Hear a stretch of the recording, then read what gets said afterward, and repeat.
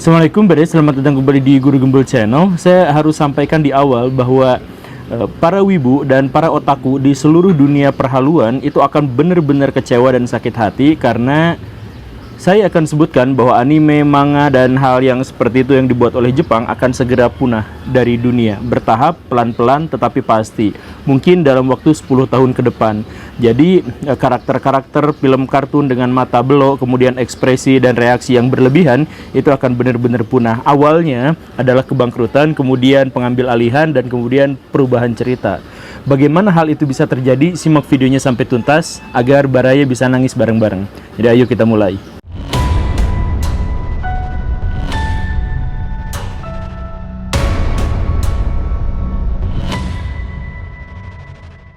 Mulai banyak forum-forum perwibuan itu yang bertanya-tanya atau mengangkat sebuah tema, apakah anime-anime dan manga Jepang sekarang itu sudah stuck? Mengingat banyak sekali film-film anime atau yang semacam itu yang dari Jepang itu tidak memunculkan ide-ide baru yang segar, tetapi memunculkan hal yang sudah pernah dibahas sebelumnya tetapi dimodifikasi dengan lebih modern dan lebih baik. Jadi kenapa bisa seperti itu? Ini mungkin saja adalah pandangan subjektif sepihak dan tidak terbukti. Tetapi ada data dari tahun lalu itu yang menyebutkan bahwa industri anime Jepang itu turun drastis sampai 2% dengan kerugian sekitar 32 triliun rupiah. Baraya menganggap 2% itu adalah sesuatu yang bawah, yang jauh. Ya tentu saja itu sesuatu yang jauh karena seharusnya atau biasanya itu naik sekitar 3-5%. Nah ini kenapa bisa turun seperti itu? Ada kemudian banyak pihak yang menyebut bahwa turunnya ini tuh gara-gara COVID. COVID ini membuat banyak industri-industri anime itu telat untuk tayang atau telat untuk bikin produksi dan sebagainya. Tetapi ini sebenarnya adalah penjelasan atau alasan yang saya pikir mengada-ngada karena COVID itu justru sangat bersahabat terhadap anime seharusnya idealnya. Karena jam ngegabut masyarakat di dunia itu nambah drastis.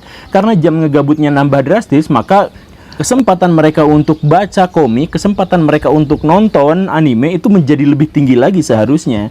Kan Kabilame sama saya juga ininya naik, itu kan gara-gara pas COVID itu. Nah, jadi ada sebuah pertanyaan besar, kenapa anime Jepang sekarang mulai turun atau setidaknya stuck? Ternyata masalah yang menghinggapi dunia anime di Jepang itu adalah masalah yang sama yang menghinggapi seluruh sektor industri di Jepang. Yaitu apa? Lost decade atau lost generation, 30 tahun. Apa maksudnya? Maksudnya selama 30 tahun itu Jepang dianggap tidak menghasilkan generasi-generasi baru yang cukup memadai untuk bisa menunjang kemajuannya sehingga mereka stuck di situ. Makanya yang membuat Jepang maju sekarang itu adalah generasi yang 30 tahun lalu membuat Jepang maju, tetapi generasi berikutnya tidak. Inilah yang disebut sebagai lost decade itu, yang awalnya dicantumkan cuma 10 tahun, tetapi ternyata 20 tahun, dan ternyata masih belum berakhir 30 tahun sampai sekarang. Apa masalahnya? Kita rujuk pada tarik ke belakang jauh ya. Jadi orang-orang Jepang itu mulai maju itu setelah mereka memutuskan untuk melakukan restorasi Meiji, di mana mereka kemudian secara terbuka dan secara sporadis dan acak-acakan dan luar biasa agresif menarik sejumlah besar ilmuwan, kemudian ilmu pengetahuan, teknologi dan sebagainya dari barat dikumpulkan di Jepang untuk memunculkan satu ide gagasan baru tentang sebuah negara Asia yang bisa mengalahkan dan mendominasi negara-negara barat. Begitu. Nah, dari situ benar Jepang itu maju. Bahkan mereka berani nantang perang dalam Perang Dunia I terhadap Perang Dunia II terhadap Amerika Serikat dan 23 negara sekutu-sekutunya termasuk Belanda di Indonesia. Jepang kalah pada waktu itu. Nah, tetapi 10 tahun dari kekalahan Jepang itu, Jepang balik menginvasi Amerika Serikat dengan produksi kendaraan bermotornya. Sampai di tahun 1960-1970-an itu, dua dari tiga perusahaan motor Amerika Serikat itu gulung tikar gara-gara diserang Honda. Yang bertahan masih satu, yaitu Harley Davidson. Sisanya habis gitu. Nah, Jepang kemudian membukukan angka penjualan produksi karya-karya mereka itu sangat luar biasa di seluruh dunia. Tahun 70-an itu benar-benar menjadi puncak kehebatan mereka. Bahkan tahun 70-an itu di Indonesia ada sebuah peristiwa yang namanya peristiwa malari.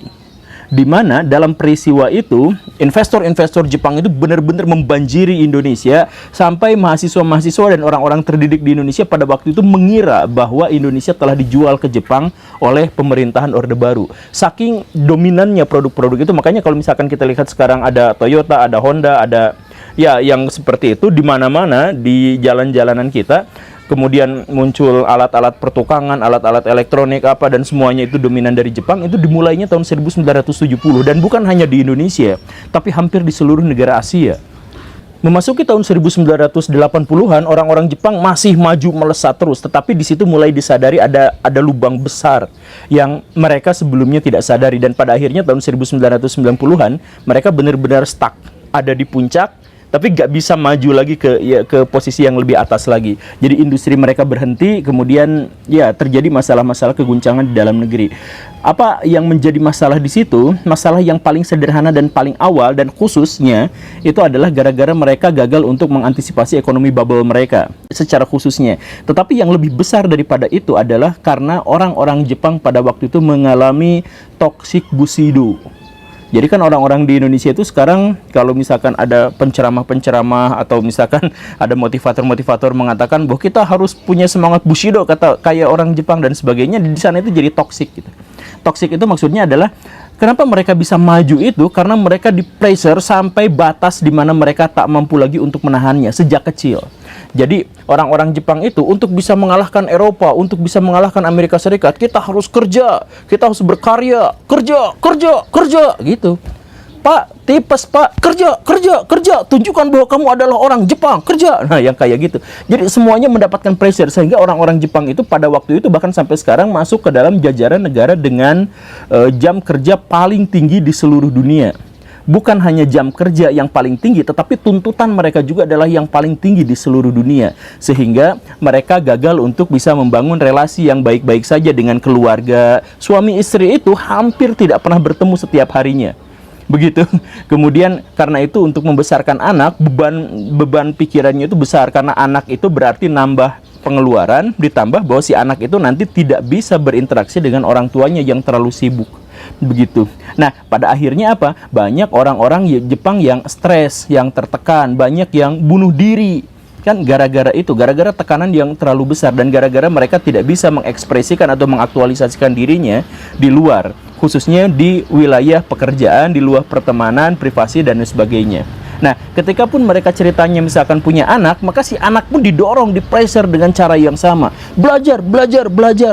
Pak, izin tipes, belajar. Harus ikut olimpiade ini, harus ikut olimpiade itu. Kalau kalah, malu, bunuh diri.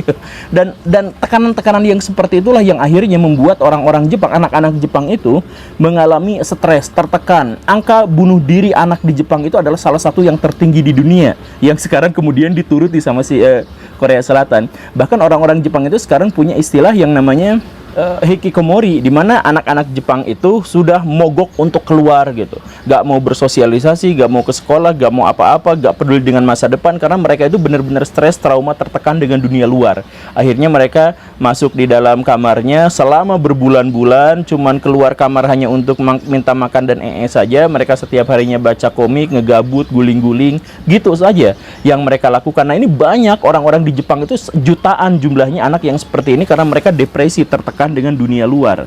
Begitu. Nah, dalam kondisi yang seperti ini pada akhirnya apa? Orang-orang Jepang mengalami yang tadi itu lost generation. Mereka menyebutnya lost decade. Jadi kan Indonesia di zaman Orde Baru itu pernah diceritakan bahwa generasi Indonesia itu pernah akan hilang gitu. Tetapi kan tidak hilang. Indonesia itu tumbuh sekarang terus-terusan, ekonominya tumbuh, apa-apanya tumbuh gitu. Nah, kalau misalkan di Jepang itu tidak tumbuh selama awalnya diperkirakan dari tahun 90-an sampai tahun 2000-an 10 tahun orang Jepang kehilangan generasinya. Tetapi kemudian diperpanjang karena setelah tahun 2000 ke sini masih tidak ada perkembangan. Jadi orang Jepang sekarang itu menikmati autopilot saja. Mereka sudah kadung maju, sistem sudah jalan, ya sudah mereka tetap maju, tapi aslinya di dalam itu tidak ada pengganti sama sekali. Tidak ada generasi yang bisa mengikuti orang tua mereka. Tidak ada generasi-generasi yang mampu mengimbangi kehebatan dan kreativitas orang tua mereka. Dan akhirnya apa? Akhirnya orang-orang Jepang sekarang sedikit demi sedikit kita bisa ketahui mundur, dikalahkan oleh bangsa-bangsa yang lain. Misalkan beginilah, ini sederhananya begini ya. Dulu mobil-mobil Jepang itu adalah mobil-mobil yang dominan. Kita mengetahui itu kan. Bahkan selama bertahun-tahun Toyota adalah mobil paling laku di seluruh dunia. Tapi kemudian mereka mulai dikalahkan sama produk Jerman misalkan ya. Kemudian yang lebih ngerinya lagi adalah ketika muncul mobil listrik. Mobil-mobil Jepang tidak bisa beradaptasi. Justru yang muncul itu adalah mobil Cina, mobil Eropa, kemudian Hyundai yang dari Korea dan sebagainya, itu mengalahkan mereka. Kenapa mengalahkan mereka? Karena sehebat-hebatnya, sekreatif-kreatifnya orang Jepang, mereka sudah tua. Jadi kalau udah tua itu mereka gagal untuk bisa mengantisipasi sesuatu yang terlalu baru. Kan begitu, tos kakurungku iga gitu. Istilahnya mah. Jadi atau misalkan industri handphone. Dulu Jepang itu mendominasi, semua barang elektronik itu pasti dari Jepang.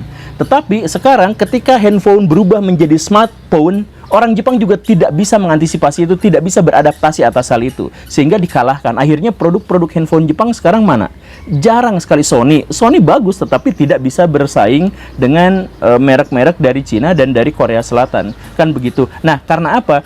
Sekali lagi, karena kreativitas Jepang itu stuck mentok di 30 tahun yang lalu. Jadi ketika ada teknologi yang mendisrupsi teknologi-teknologi yang lebih lama, mereka tidak bisa beradaptasi atas hal itu. Nah, di dunia otomotif, di dunia barang elektronik, di dunia bahan pertukangan seperti itu, di anime mengalami hal yang sama.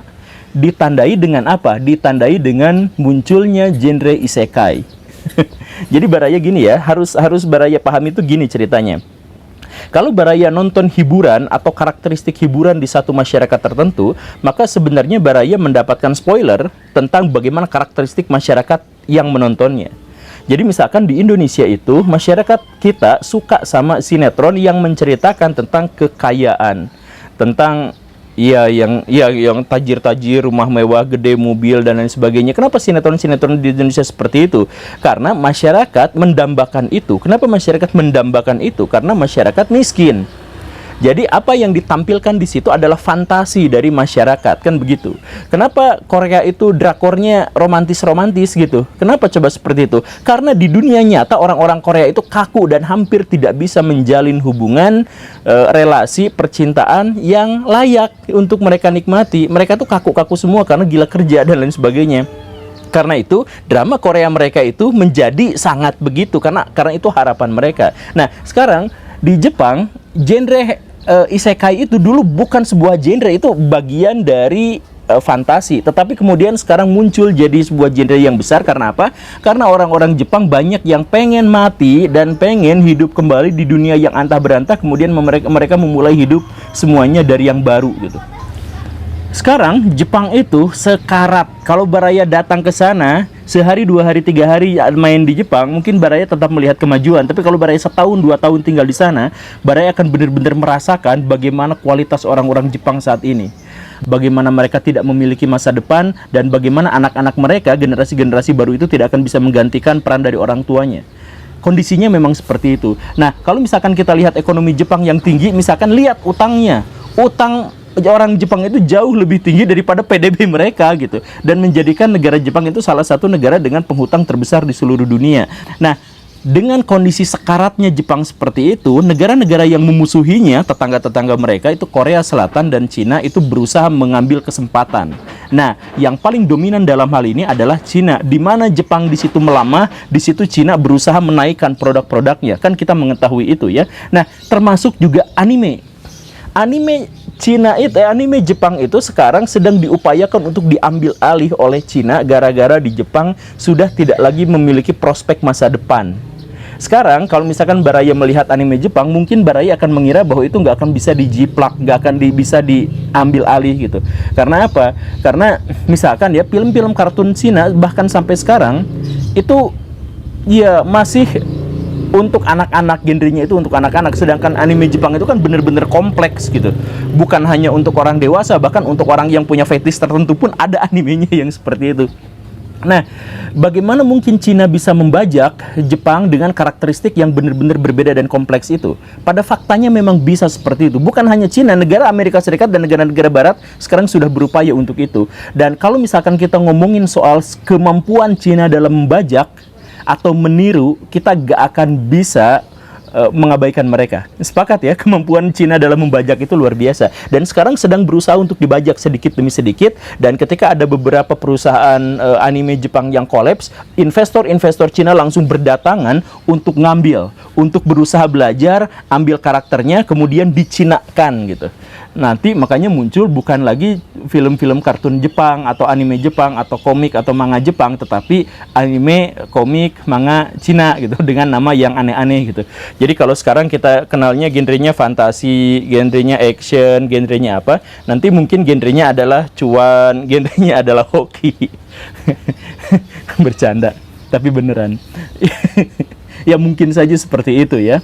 Ya siapa yang tahu, karena apa? Karena memang sejak tahun 2015 ada upaya besar dari investor-investor Cina itu untuk mengambil alih atau untuk membeli saham dari perusahaan-perusahaan anime atau produsen anime di Jepang.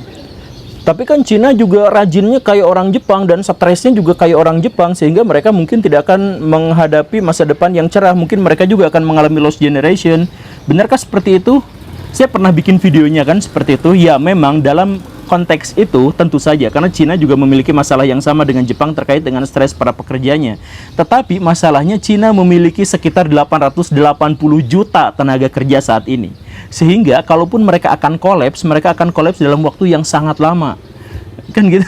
Jadi kalau misalkan 880 juta itu misalkan pahit-pahitnya semuanya tidak menghasilkan keturunan atau keturunannya stres semua, misalkan hanya setengahnya yang mampu bertahan, setengah dari 880 juta itu tetap berkali-kali lipat lebih banyak daripada yang dimiliki oleh tenaga kerja Jepang dan Indonesia, kan begitu ya. Makanya kita tunggu apakah benar prediksi ini dalam waktu 10 tahun atau 5 tahun ke depan anime-anime Jepang akan mulai dirusak dan kemudian diambil alih dan dicinakan oleh Cina. Kita tunggu ya. Tapi buat para wibu, semoga nangisnya jangan kelamaan, cukup setengah jam. Terima kasih karena sudah menyimak. Saya Guru Gembul. Assalamualaikum warahmatullahi wabarakatuh.